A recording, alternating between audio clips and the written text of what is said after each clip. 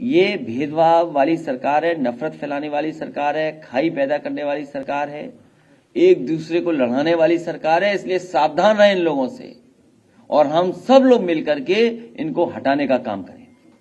और अब तो समाजवादियों के साथ सब अंबेडकरवादी भी बैठ गए आके, तो अंबेडकरवादी और समाजवादी जब मिल जाएंगे तो भारतीय जनता पार्टी का उत्तर प्रदेश से सफाया होना निश्चित है। आदरणीय गणेश शंकर पांडे जी पूर्व सभापति विधान परिषद रहे, आज बहुजन समाज पार्टी छोड़ करके समाजवादी पार्टी में आए हैं। मैं उनका बहुत बहुत स्वागत और बहुत बहुत धन्यवाद देता हूं। पूर्व सांसद भीम शंकर तिवारी जी उर्फ कौशल तिवारी जी, हम दोनों लोग सदन में भी रहे हैं और कई मौकों पर हम आप एक दूसरे से लगातार मिलते भी रहे, लेकिन पार्टी दूसरी थी। मुझे अच्छी तरह याद है जिस समय मेरा पहला चुनाव था और पहला कन्नौज का जब चुनाव हुआ था, आप और आपके परिवार के सब लोगों ने मिलकर के समाजवादी पार्टी की मदद की थी। गांव-गांव जाकर के, घर-घर जाकर के लोगों को समझाने का काम किया था।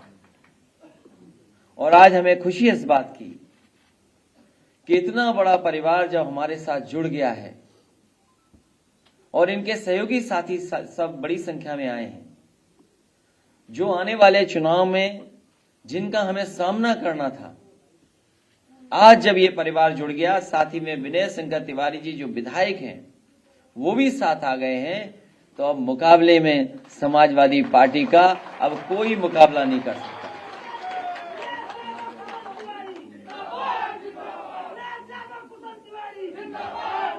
साथ ही साथ बड़ी संख्या में और साथी लोग हैं, संतोष पांडे जी, संजय दीक्षित जी, समीर त्रिवेदी जी, शिव कुमार निषाद जी, योगेंद्र शर्मा जी, जलालुद्दीन सिद्दीकी साहब जो कांग्रेस पार्टी छोड़कर के आए, मैं उनका स्वागत करता हूं। विमल दुबे जी,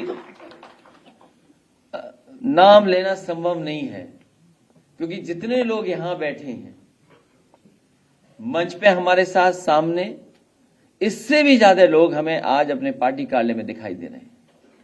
पूरा पार्टी कार्यालय भरा हुआ है, आज कहीं जगह खाली नहीं है। सड़क पे भी लोग हैं जो आ नहीं सकते थे अंदर। हमें तो ये डर लगता है कि बुलडोजर सरकार कहीं इधर न देख ले पार्टी कार्यालय की तरफ। और साथ ही साथ हमें खुशी है इस बात की कि किन्नर समाज के जो पहले भी पार्टी से संबंध रहा, हम लोगों ने सहयोग करने का काम किया, लेकिन उस समय प्रशासन ने इनकी बड़े पैमाने पे बेईमानी की। जनता इनको सम्मान देना चाहती थी, जनता सम्मान से इनको बैठाना चाहती थी, लेकिन सरकार में बैठे हुए लोगों ने मनमानी की, धोखा दिया, जिसकी वजह से ये उस सम्मान के पद पर नहीं बैठ पाई। हम आपको भरोसा दिलाते हैं, आज जब आप उत्तर प्रदेश में समाजवादी पार्टी से जुड़े हैं, आपको प्रकोष्ठ का अध्यक्ष भी बनाया गया है, प्रकोष्ठ का भी गठन होगा और हमें उम्मीद है कि आप अपने समाज के लोगों को जोड़ करके उनकी समस्याओं को समझते हुए उनका क्या समाधान होगा वो समय समय पर सुझाव देंगे, जिससे कि हम आपके समाज में भी अच्छा काम करके दिखाएं। जहां से पार्टी की विजय होनी शुरू होनी है, मुख्यमंत्री जी इसलिए बनाए गए थे कि उत्तर प्रदेश का विकास हो, उत्तर प्रदेश खुशहाली के रास्ते पर जाए। लेकिन जिस तरीके से 4.5 साल में उत्तर प्रदेश में काम हुआ है, भेदभाव से काम हुआ है, जात को धर्म को देख करके काम हुआ है, और जिस तरीके से अंग्रेज भारत में आए थे और उन्होंने एक ही नारा दिया, उस नारे को उन्होंने अमल किया, डिवाइड एंड रूल कर करके जिस तरीके से वो राज करते रहे, उसी तरीके से भारतीय जनता पार्टी आज डरा करके लोगों को मार करके राज करना चाहती है। अंग्रेज अगर डिवाइड एंड रूल करके राज कर रहे थे, तो भारतीय जनता पार्टी डरा करके मार करके राज करना चाहती है। लेकिन जनता समझ गई है, आने वाले समय में यही जनता भारतीय जनता पार्टी को सबक सिखाने का काम करेगी। जो बांटने का काम कर रहे हैं, जो नफरत फैलाने का काम कर रहे हैं। अगर कोई बात हो, अच्छी भी बात हो, उसमें से अगर कमी निकालने का काम कोई कर रहा है तो वो भारतीय जनता पार्टी कर रही है। और हमारे मुख्यमंत्री तो कमाल के मुख्यमंत्री हैं, अभी तक बिजली के कारखाने का नाम नहीं रट पाए हैं। वो सुनने में आया है कि अकेले में अब प्रैक्टिस कर रहे हैं, अकेले बैठ करके प्रैक्टिस करते हैं, लेकिन अभी भी बिजली कारखाने का नाम रट नहीं पाए हैं।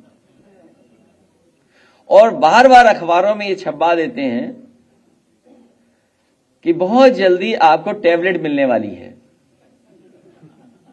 जो 4.5 साल से टैबलेट बोल बोल करके अभी तक टैबलेट नहीं दे पाई। स्मार्टफोन देने की बात कर रहे हैं, लैपटॉप देने की बात कर रहे हैं, डाटा फ्री की बात कर रहे हैं, वाईफाई दे देंगे उसकी बात कर रहे हैं। जो सरकार 4.5 साल में अपने संकल्प पत्र पे काम न कर रही हो, उस सरकार पर कौन भरोसा करेगा? जो जनता के बीच में संकल्प रखा था कि जनता का भरोसा जीतने के लिए, जनता का विश्वास जीतने के लिए, लेकिन सरकार आने के बाद उन्होंने अपना घोषणा पत्र, संकल्प पत्र खोल करके नहीं देखा। जब हम लोग बचपन में थे तो केमिकल और टेबल हुआ करती थी, element table, hydrogen, helium, lithium, barium, boron, carbon, nitrogen, oxygen, ये रटते थे हम लोग। इसलिए रटते थे कि परीक्षा में पास हो जाएं। अब जनता को परीक्षा लेनी है सरकार की। बताओ, हमारे बाबा मुख्यमंत्री जी परीक्षा में पास होंगे?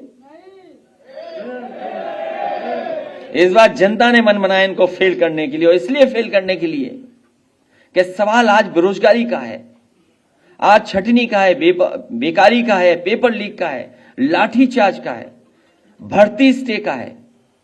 आज महंगी पढ़ाई हुई है, अपमानित शिक्षक हुए, भटकते शिक्षा मित्र हैं, दुखी युवा है, किसान के लिए कीलें गाड़ी गई।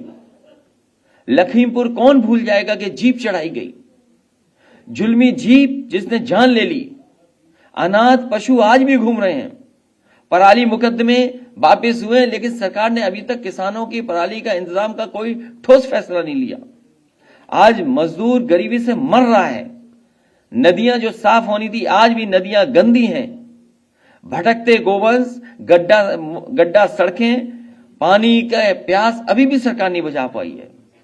और सरकार की समय पर बत्ती गुल है। अभी कोरोना कैसे भूल जाएगा कोई?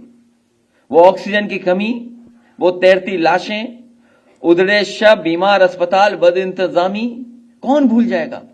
और जब लाशें जल नहीं थी शमशान घाट में, तो यही सरकार थी अपनी नाकामी छिपाने के लिए टीन लगा रही थी। दोगुनी महंगाई, आधी कमाई, महंगी थाली, महंगी बिजली, पेट्रोल, डीजल, खाद्य तेल, बेकारी, ठप व्यापार, नोटबंदी। इन्होंने नोटबंदी में लाइन में लगाया, दवाई के लिए लाइन में लगवाया, अस्पताल में बेड मिल जाए उसके लिए लाइन में लगवाया, और आज किसान डीएपी और खाद के लिए लाइन में लगा है। और समय आएगा कि उत्तर प्रदेश की जनता लाइन में लग करके भारतीय जनता पार्टी को हटाने का काम करेगी। और वो बातें भूल जाइए, बोलो बुलडोजर वाली, न ये बुल संभाल पा रहे हैं, न बुलडोजर संभाल पाएंगे।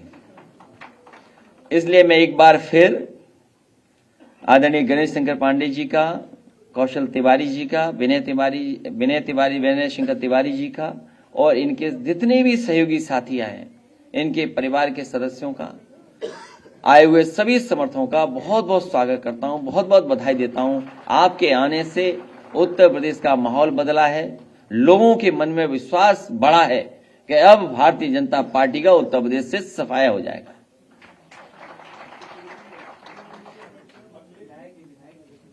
अच्छा, चौबे जी, जय चौबे जी का भी मैं बहुत बहुत बधाई और स्वागत करता हूं। साथ ही साथ जिन साथियों का नाम छूट गया हो, क्योंकि अध्यक्ष जी नाम ले चुके हैं, मैं सबका इस मंच से स्वागत करता हूं, बधाई देता हूं। जो साथी कमरे में नहीं आ पाए, हॉल में नहीं आ पा रहे, जो बाहर देख रहे होंगे कार्यक्रम, उनका भी मैं स्वागत भी करता हूं, उन्हें बधाई देता हूं कि आज समाजवादी पार्टी में आकर के आपने समाजवादी पार्टी की लड़ाई को और मजबूत बनाने का काम किया है। निषाद सेना के अध्यक्ष आनंद निषाद जी का भी बहुत स्वागत। बुंदेलखंड सेना के हमारे नुमानी जी हैं, उनका भी बहुत बहुत धन्यवाद, बधाई श्रीमती रुक्मणी जी के साथ। और जो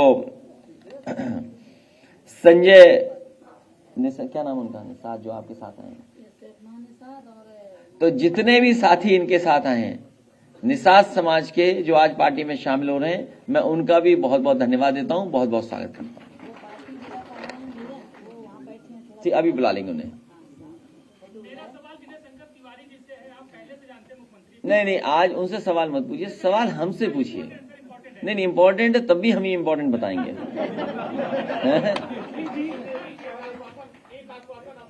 जी, पूछ लो, तुम भी पूछ लो पत्रकार बन के सवाल।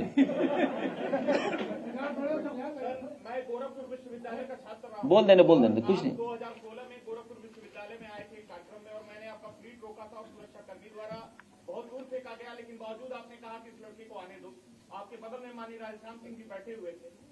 सर, संसद में उत्तर प्रदेश के मुख्यमंत्री ने एक नहीं 50 बार ये कहा होगा कि गोरखपुर विश्वविद्यालय को केंद्रीय विश्वविद्यालय का दर्जा मिलना चाहिए, और हमने ये गुहार भी लगाई थी। लेकिन मुख्यमंत्री बनने के बाद 5 साल के अंदर उन्होंने महाराणा प्रताप शिक्षण परिषद का उत्थान किया, लेकिन उस गोरखपुर विश्वविद्यालय को केंद्रीय विश्वविद्यालय का दर्जा नहीं दिया। और राष्ट्रीय अध्यक्ष जी, मैं ये निवेदन करूंगा कि अगर उत्तर प्रदेश में हम पूर्ण बहुमत की सरकार बनाते हैं तो आपके मातहत ये आगे बढ़ेगा और संसद से गोरखपुर विश्वविद्यालय। ठीक है, इनका सुझाव अच्छा है।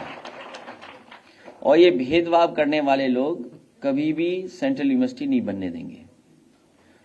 आपको हम भरोसा दिलाते हैं कि इसका प्रस्ताव समाजवादी सरकार बनते ही भेज दिया जाएगा, जिससे कि वहां पर सेंट्रल यूनिवर्सिटी बने।